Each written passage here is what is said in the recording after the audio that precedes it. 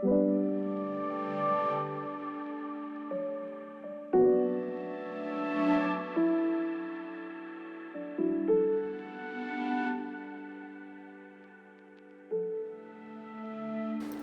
Azpiroz Eizmendi ikasiko editorea, 3 seme-alaben ama, eta besteak beste, Novako sorreran ibilitakoa, hasteko eskerrik asko gurera hurbiltzeagatik. Zergatik.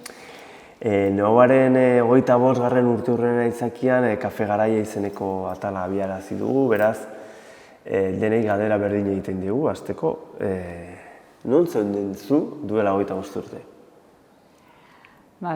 Oen dela 25 urte, ikasketak bukatzen nintzen. Orduan ikasle zinen orain? Hoi da, unibertsitateko kazetaritza eta publizitate ikasketa bukatzen. Ikasin ja hasian egon, lanian, eta gero Novako sorrerako talde hortan. Eta goatzen naiz gaina, dela 25 urte, bizka sorrera hortan, nola ingen duen sagardo egunean, atera ginean hor, talde hortan ingen biltzanak, pegatina batekin, haua jartzen zuen pegatina batekin, eta sagardo egunean, bazkidetzak itera, jendeai esplikatzea, nola aldizkari bat sortzea zijoan, kultura elkarte bat sortzea zijoan, eta importantea zala horri bultza emateko toi sostengatzeko bazkide ekitea, eta egile esan harrera oso nahi izan zuen, eta jendea jakin gabe, handikan produktua euki gabe, zori ja San Juanak aldien elgoroxo atera zen aldizkaria, jendea jakin gabe nola bazkidetza entzun, eta horri ere bultza handia izan zen, sorrera hortan, dela 25 urte. Pentsatzet horren inguruan saltsa sortuko zela eta giroa ere, ez? Novaren sorrera horretan, kalean biziko zen zerbait. Maila sozialean gauzak 25 urteotan asko aldatu dira zentzu horretan, ez? Ez dakit, ez ote dugun kalea abandonatu eta ez ote gehan pantailan murgildu, igual esageratzen ari gara eta igual gehiagi simplifikatzen, ez? Baina zuk zin presio duzu, hor egon da aldaketa bat, ez? Bai, aldaketa bai, azkenean pantailako indakaten presentzia hori ez zekaten, sare sozialak ez zeuden. Nik uste gertatu dena dela bain, Petrilak hor jarraitzen du, baina Petril hortan gaudela bain eserita, baina mugikorrakin. Orduan, solasaldi horietan, ez dakiz solasalditan ere kuadrilla batian zalantza sortzen baldin badio, betido baten bat, Googleen miratuko eta pum-pum miratzea, ez da? Orduan, nik uste hain nasketa idala, Petrila, mugikorrakin, edo Petrila, edo plaza, edo parkia, edo terraza, ez da? Hoi bi gauzeien hartzen dira eta solasalioetan sartu dira mugikorrak edo pantailak. Bueno, pantaila, gizakiak animalia sozialak edo ara, eta justu tokatu zaigu pandemia bezalako fenomeno bat, ez? Eta horrek eragina handia izan du arlo askotan, ez? Baina eta berezik maila personalean, etxean, eta nola eraman dezue pandemiak ekarri duen guztia, bazakit, itxialdia, maskarekin ibili behar izatea, soilik lagun jakin batzuekin edo modu mugatuan elkartu ahal izatea, nola eraman dezue hori guztia? Itxialdian goatzen naiz, hasieran, gu bost etxean, 3 seme-alaba dazkau, eta goatzen naiz hasieran itxialdiakin nola esan nien gure seme-alaba, etxean guztua izan du dira, durne esan nien, batzutan gogu ukitzezu etxean gelditzeko, ez da, guain ingo du berdina, baina denbora luzeguan. Torun oso eman genula, egilezan, baldintzak ere, balkoia eta gauzoiek ekbitziak laguntzeue, eta azteginan gauzak diren, azkenean eguna zeitxun pasatzen zen, gauzatu gurrengo guneako uzten, edo zean, ez da, orduan, ondo, gero pixkat, ateatzen hasi ginen hortan hor bai ontzela ziurgabetasun gehiago, ez da, ze azkero momentu batean ez genekin, zorrutan atea behar genuen zen, noa, hor ja pixka zurru gehiago izan zen, baina, orokorrean, ondo. Bueno, zu hezkuntza arloko aldizkari batean egiten dezu lan, eta proiektu batean, ez? Eta hortaz ere gutxi asko galdetu nahi dizugu, ze, pantailaz ari gara eta teknologiaz, eta teknologiak zentzu batean asko lagundu du, ez? Esan daiteke, zentzu horretan, onerako ere izan daitekela, ze, klase batzuk presentzialak ezin ziren egin eta teknologien bitartez ordezkatu dira, batzuk ere zailtasunak izan dituzte zentzu horretan, baina hezkuntzaren ikuspegitik nola eraman duzu, o nola ikusten duzu, nola eraman du jendeak edo hezkuntzako sektoreak bapatean egun batetik beste arrapaladan egokitu behar izatea? Bueno, hori nik uste hezkuntzan estres handiekin bizitu zala. Irakasleen aldetik esportzu izugarria intzan, batez ere lehen hezkuntzan, ez da, bigarren hezkuntzan ja ohituagoa zeuden ordenagailuak eta erabiltzea, eta orduan, errazago izan zen egokitzea, bai irakasleen aldetik eta ikasleen aldetik, baina lehen hezkuntzan berez ere, paperean edo beste material batzutan iten ohituta zeuden horiek denak presentzialki modu digitalean egiten izugarrizko lana izan zen. Presio handia, esan zalako, hemen dena gelditzea, baina eskolak jarraituko du, etxetik baino jarraituko dut, orduan horrek presio handia ekarri zuen, nekatuta bukatu zuten. Eta nik uste, etxe askotan eta ikaslek baita ere, ze batzuk bitarteko gehiago zezkaten, gurasoak igual gainean eoteko aukera bai, beste batzuk ez, gurasoak ere edo lanean jonbertuten edo telelan egiten aizean, orduan hori nik uste neko batzuk ondo, beste batzuk okerro, hor pixka denetik egongo zen, baina luze juntzala, hasiera batean gaina aste santu arteko buelto izan, baina gero ja ekaina arte luzatu zen. Orduan nik uste luze, denentzat luze. Eta gero, aurre hezkuntza ume txikik ere hoiena zailagoa da, pantalla bidez edo egitea, orduan luze. Bestetikan, segun ze mailetan, aukera ematen du pantallak eta modu hortan aurrez aurreko ezin badain hola iteko, baina oreka bat mantenduta, ze aurrez aurreko ezin da ordezkatu. Orduan, hor erabile behar baldin badiara bai teknologia hauek irakaskuntzan ere oreka bat eta neurri bat bilatu behartzaio. Bueno, ikasiko editorea zara eta hasia sorreratik, ez da, gaina neko paraleloan jundira noagoa eta ikasi, garai adinkideak ez badira gutxi... Urtebete gehiago ikasi. Bueno, edabide bat zena, kanpotik daukegun impresioa da, edabide bat zena denboraekin egitasmo potologo batean bilakatu dela, ez? Impresio hori dugu, ez? Ez dakite faktore asko egongo dira tartean, ez? Baina zein izan da garapen edo zabalpen horren gako nagusia, zure ustez? Bueno, nik esango nuke hor ere noakin antzekotasun batzu bat azkala, ez da, hasieratik izan da proiektu bat oso zabala, jende askoren parte hartzearekin, eta hori noagoan ere berdina izan zen, lantalde zabal bat zegoen, da ikasiren inguruan ere lantalde zabal bat sortu zen, orduan hori izan zuen, alde batetik ikasik. Bestetik jokatzeko modua izan da sentitu pentsatu ekin, sentitzen zen ze behar zeuden ikuste zen, hezkuntza mailan, irakaskuntzan, euskal hezkuntzan. Gero pentsatu egiten zen, behar baldin badaude, zein godeu, eta zein godeu hortan jende askorekin hitz egiten zen, egon, galdetu, bata bestiakin egon, eta gero hor ikusita, horiekin danakin egon da gero, baina ekin, orduan gauzak egiten junda. Orduan ikuste formula horregatik igual eukidula ze hori, erreferentzialtasun hori lortu dula, eta gero baita ere esango nuke, noa dakan beste ezaugarri bada, edapen hortan edo zabalpen hasieratik-an, jende talde hori esan dutena, zabala ez da, torrekin batea hasieratik-an zabaltzeko asmoa izan zala. Noaren kasuan ere, naiz eta bazkide ezin, herri etxe guztita banatua. Herriko etxe guztita. Helburua zelako, euskararen helburu horrekin ez da, etxe guztita iristea. Eta ikasik berdina. Helburua zen, irakasleen arteko tresna bat izatea, elkarren berri izateko, orduan, nahiz eta harpidez izan, ikastetxere guztitara banatu da. Orduan nik uste klabeoek izan dela, eta gero beti errespetutik.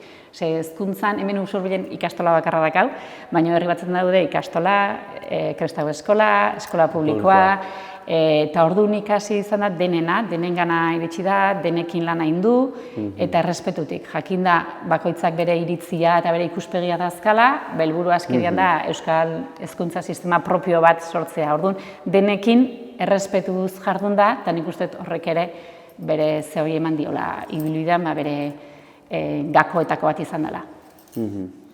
Horregatik daukan erreferentzialtasuna orduan, ez? Bai, nik uste horrek lagundu indiola bere leku aiten eta erreferentzi bihurtzen.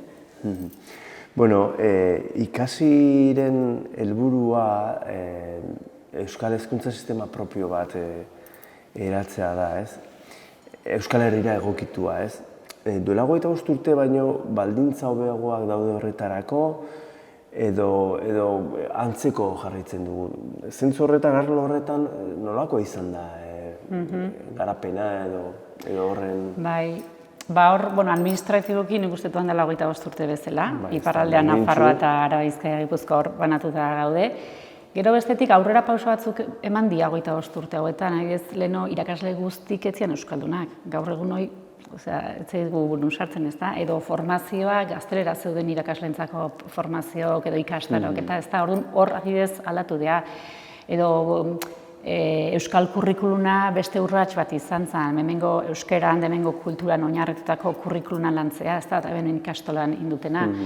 Edo hemen udarra egin fijatze baldin bagea, konfiantzaren pedagogia, edo eleaniztasuna, euskera, gaztelera, inglesa eta frantsesare DBH-en emateko proiektu horiek, edo kiba, edo olako proiektutan aldaketa horiek eman dira.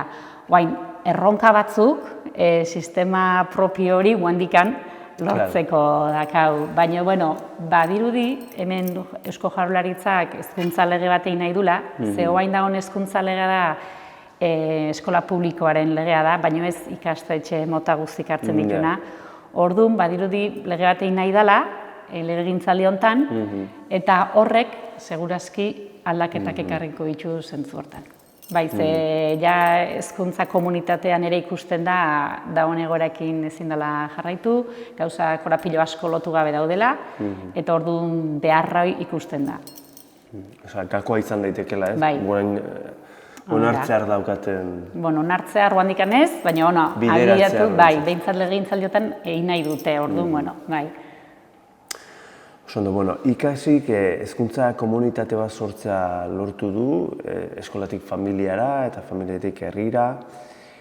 Horrek komunitatea bera aberastu du, antzekorik, esaldi hori, zuk berrian eskainitako elkarrizketa batetik hartu dugu, ez?